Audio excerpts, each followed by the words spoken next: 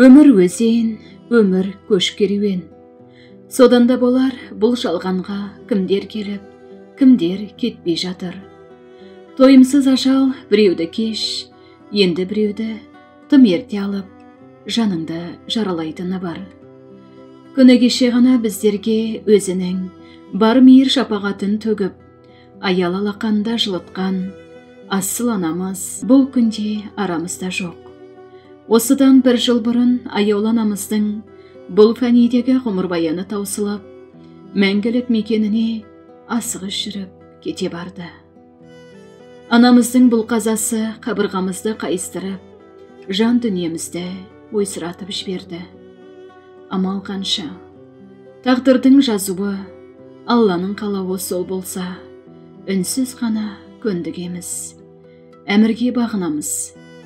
Десе де анамыздың нұр шашқан бейнесі, ақ көңіл жүрегі, дархан пейілі сағындырмай қоймайды. Сағыныш сазы жырға қосылып.